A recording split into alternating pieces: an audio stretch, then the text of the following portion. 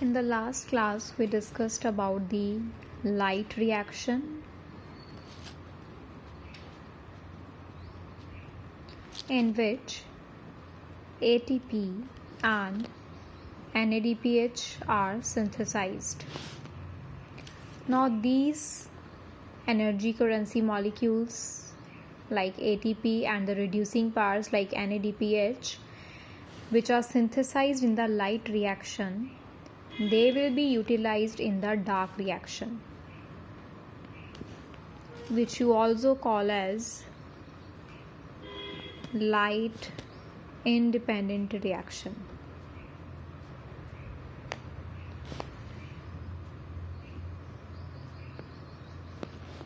Light independent or dark reaction doesn't mean that it doesn't requires light, okay, or it takes place in the absence of light. No, it can take place whether the light is absent or present, but it depends upon the products of light reaction.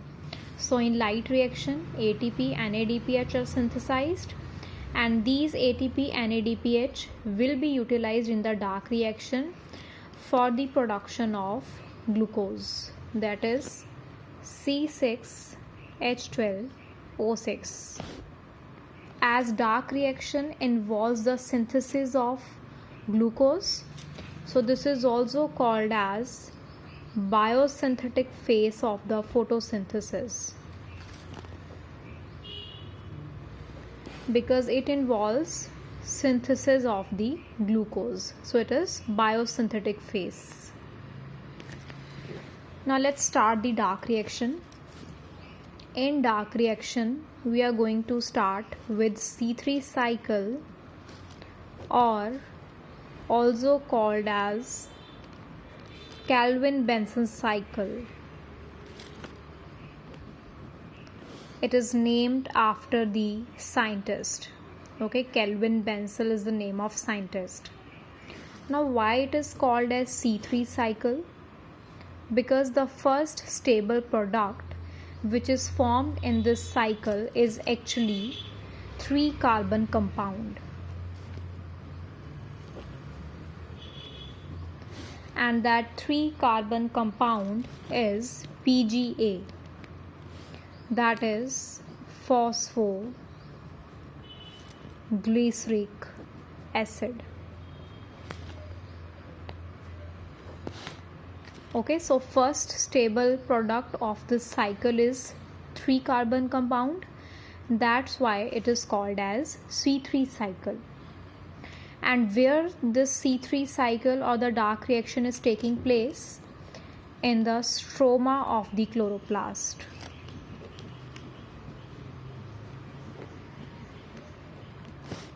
Light reaction was taking place in the thylakoid, and dark reaction is taking place in the stroma or cytoplasm of the chloroplast. Now in this cycle, you will study 3 steps. First step is the carbon dioxide fixation.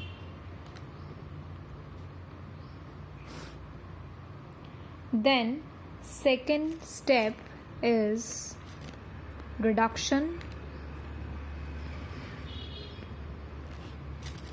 and the third step is regeneration.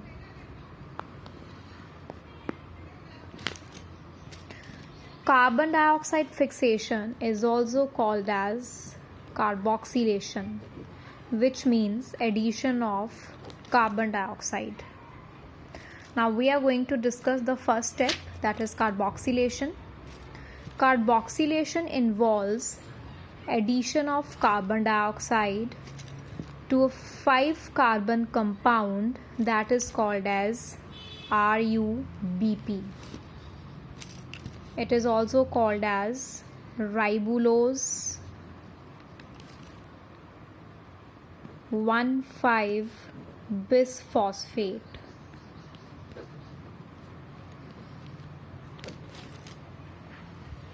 It is a 5-carbon compound. It contains 5 carbons. So let's suppose this is first carbon, second carbon, third carbon, fourth carbon and fifth carbon. 1, 2, 3, 4 and 5.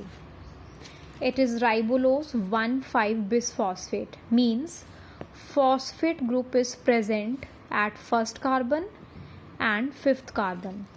So here I am attaching phosphate with the first carbon and fifth carbon. Okay, so it is ribulose 1,5-bisphosphate.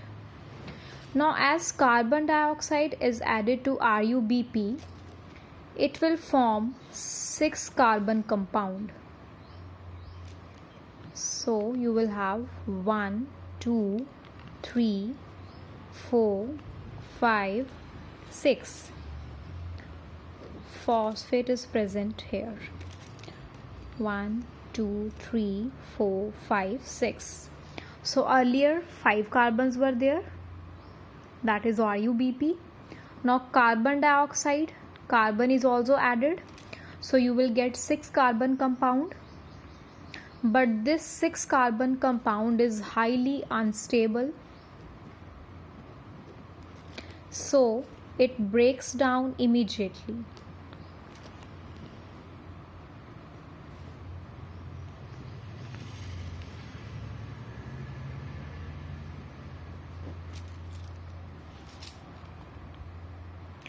Now this reaction, that is carboxylation, addition of carbon dioxide to RuBP, is catalyzed by an enzyme that is called as Rubisco. And it is most abundant protein found in the biosphere. It is ribulose bisphosphate carboxylase oxygenase. Carboxylase means it has carboxylase activity. It can add carbon dioxide. Like here in this reaction, it is catalyzing carboxylation. Carbon dioxide is being added to RuBP. Oxygenase means it also has oxygenase activity. Just like it is adding carbon dioxide to the RuBP, it can also add oxygen. But that reaction is different. Okay, in the C3 cycle, we are going to discuss only carboxylation reaction, which is catalyzed by Rubisco. And Rubisco is most abundant protein found in the biosphere. So when carbon dioxide is added to RuBP, you will get 6 carbon compound, and this 6 carbon compound is highly unstable, so it will break down immediately. Now if this compound break down, what will you get from it? This will break down from here. 1, 2, 3, 3 carbons, 1 phosphate. 1, 2, 3, 3 carbons, 1 phosphate. So it means the 6 carbon compound having 2 phosphates will break down to give you 2 compounds having 3 carbon and 1 phosphate each. So you will get 2 molecules or 2 compounds here having 3 carbon each. Okay, 1, 2, 3, 1, 2, 3, and each one of this will have a phosphate attached to it. So you have got 2 molecules of 3 carbon compound. Total 2 into 3 6 carbon हो गए, but 6 carbon वाला जो है वो break down हो गया और उसकी ब्रेक डाउन से आपको 2 कंपाउंड्स मिल गए और दोनों के पास 3-3 कार्बन है और एक फॉस्फेट है. And this compound is actually called as PGA, that is your phosphoglyceric acid, and this is the first stable product of this cycle, and that's why the cycle is called as C3 cycle. Okay, PGA is phosphoglyceric acid. So this is your carboxylation reaction. Now we will talk about next step, that is reduction.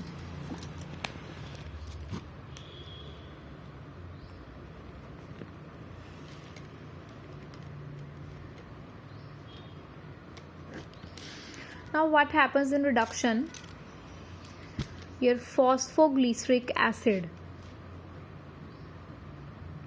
phosphoglyceric acid is converted into phosphoglyceraldehyde, PGAL.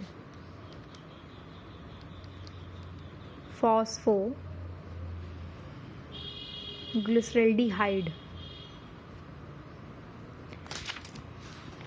And if you have done the chemical formulas, okay, in chemistry, you must be knowing that glyceric acid has functional group COOH and aldehyde has functional group CHO. The step is called reduction. Reduction means removal of oxygen. So here you are removing oxygen, right? COOH है glyceric acid में, and you are converting it into aldehyde CHO. Here you have 2 oxygen atoms and here you have 1 oxygen atom. So you are removing oxygen. So it means whenever reduction is taking place in the acid, it will be converted into aldehyde. So in the reduction step, phosphoglyceric acid or PGA is converted into phosphoglyceraldehyde or PGAL. And for this reaction to take place, you require NADPH, because NADPH is the reducing agent. For reduction, you need NADPH. And in the last step, हमने देखा कि हमारे पास 2 molecule हैं 3 carbon compound के, मतलब हमारे पास 2 PGA हैं. तो अगर आपको एक PGA की रिडक्शन के लिए एक NADPH चाहिए, तो 2 PGA की रिडक्शन के लिए आपको 2 NADPH चाहिए, right? Now apart from reduction, one more reaction is taking place here, and that is PGA is first converted into 1,3-bisphosphoglyceric acid. Actually पहले यही होता है, ठीक है? जैसे आपको यहाँ पे 2 मॉलिक्यूल्स मिले थे PGA के, एक ये था, एक ये था, और दोनों के पास एक एक फॉस्फेट था. तो इसके बाद हम क्या करते हैं, दोनों में एक एक फॉस्फेट और ऐड कर देते हैं. जैसे यहाँ पे भी एक फॉस्फेट ऐड हो जाएगा और इसके भी फर्स्ट कार्बन पे एक और फॉस्फेट अटैच हो जाएगा. सो इसको आप बोलोगे 1,3-bisphosphoglyceric एसिड. पहले एक एक फॉस्फेट था तो उसको आपने बोला 3-phosphoglyceric एसिड, बट अब दोनों पे हमने एक एक फॉस्फेट अटैच कर दिया तो उसको आप क्या बोलोगे, 1,3-bisphosphoglyceric acid. 1, 2, 3. Just hold on a second.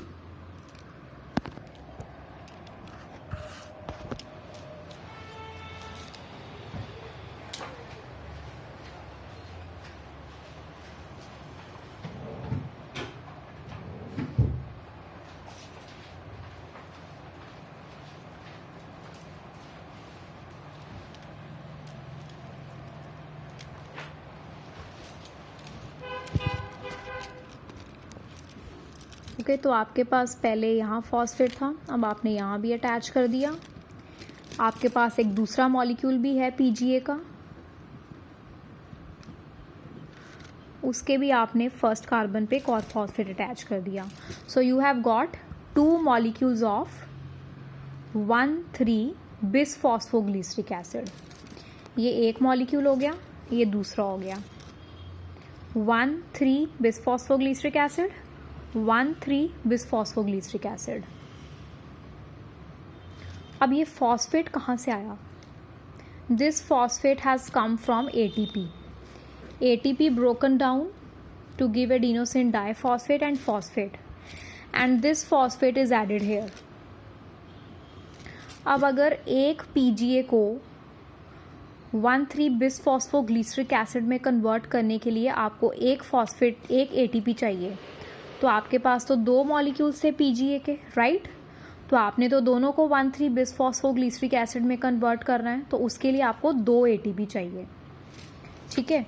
तो पहले आपने PGA को 1,3-बिसफॉस्फोग्लिसरिक एसिड में कन्वर्ट किया, एक के लिए एक ATP चाहिए, दो के लिए आपके 2 ATP यूज़ होंगे, तो 2 ATP आर यूज्ड। फिर उसके बाद आपने रिडक्शन की। रिडक्शन में आपने क्या किया, जो आपका 1,3-बिसफॉस्फोग्लिसरिक एसिड था उसको आपने कन्वर्ट कर दिया फॉस्फोग्लिसरल्डिहाइड में, जहाँ पे आप एसिड को एल्डिहाइड में कन्वर्ट कर रहे हो। तो आपके पास दो मॉलिक्यूल्स थे 1,3-बिसफॉस्फोग्लिसरिक एसिड के लिए, तो आपके 2 NADPH यूज़ हो गए। सो ये आपका हो गया reduction. Third last step is the regeneration. Regeneration में आप क्या करोगे, you will regenerate RUBP, that is ribulose 1,5-बिसफॉस्फेट। आपने स्टार्टिंग में कार्बोक्सिलेशन में RUBP यूज़ किया था, बट अगर आप ये रिएक्शन करते जाओगे प्लांट के अंदर तो RUBP तो डिप्लीट हो जाएगा, right? RUBP stores will be depleted. So RUBP store can be restored by the regeneration process.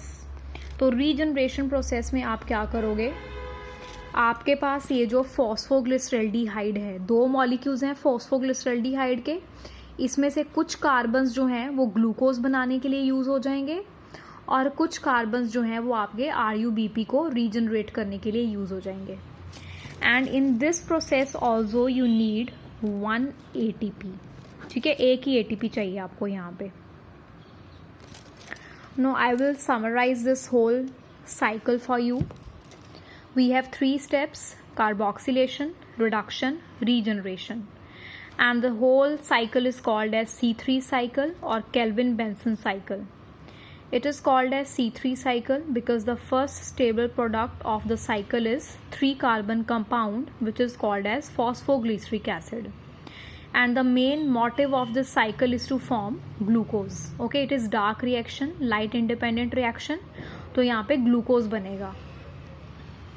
And remember, glucose में 6 कार्बन है।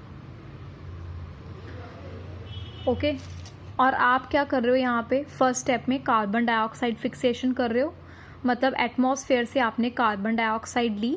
ओके, प्लांट जो है that is using carbon dioxide from the atmosphere, and this carbon dioxide is combining with RUBP, which is a 5-carbon compound. And as carbon dioxide is added to 5-carbon compound RUBP, you will get 6-carbon compound which is highly unstable, so it will immediately break down to give you 2 molecules of 3-carbon compound, that is phosphoglyceric acid. Now this phosphoglyceric acid will be phosphorylated, which means phosphate group will be added from the ATP and you will get 1,3-bisphosphoglyceric acid. As you have 2 molecules of PGA, so you will get 2 molecules of 1,3-bisphosphoglyceric acid and you need 2 ATP for this. Okay, अगर एक PGA को 1,3-बिसफॉस्फो में convert करने के लिए एक ATP चाहिए, तो 2 PGA को 2-बिसफॉस्फोग्लिसरिक एसिड में कन्वर्ट करने के लिए आपको 2 ATP चाहिए। उसके बाद होगी रिडक्शन, जिसमें आपका 1,3-बिसफॉस्फोग्लिसरिक एसिड जो है that will be converted into phosphoglyceraldehyde. तो अगर एक 1,3-बिसफॉस्फोग्लिसरिक एसिड की रिडक्शन के लिए एक NADPH चाहिए, तो 2 के लिए 2 NADPH यूज़ होंगे। तो अभी तक आप 2 NADPH एंड 2 ATP यूज़ कर चुके हो। Last step is your regeneration. तो रीजनरेशन में क्या होगा, आप RUBP को रीजनरेट करोगे so that more C3 cycle can be done in the plant. Okay, so इसमें आपका एक ATP यूज़ होगा। सो इट मीन्स जो 1C3 साइकिल है आपका, in 1C3 cycle you are using 2 NADPH and 3 ATP in total. But do you need only 1C3 cycle? No, क्योंकि आपको तो ग्लूकोज बनाना है।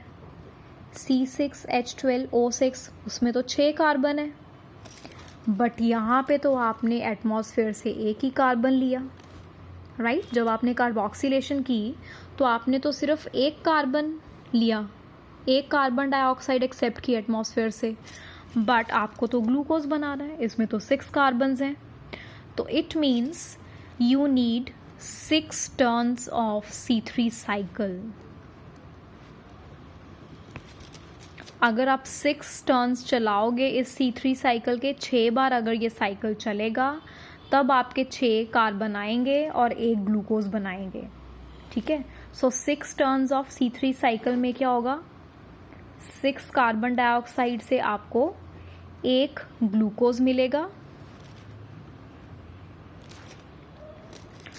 और अगर एक साइकिल में आप 2 NADPH यूज़ कर रहे हो तो 6 टर्न्स के लिए कितने होंगे use? 12 NADPH।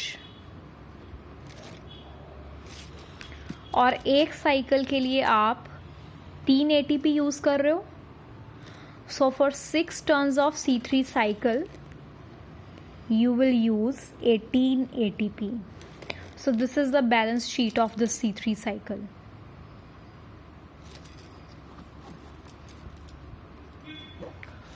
Okay, so this is all for today. Tomorrow we will discuss about the oxygenase activity of Rubisco enzyme, that is photorespiration.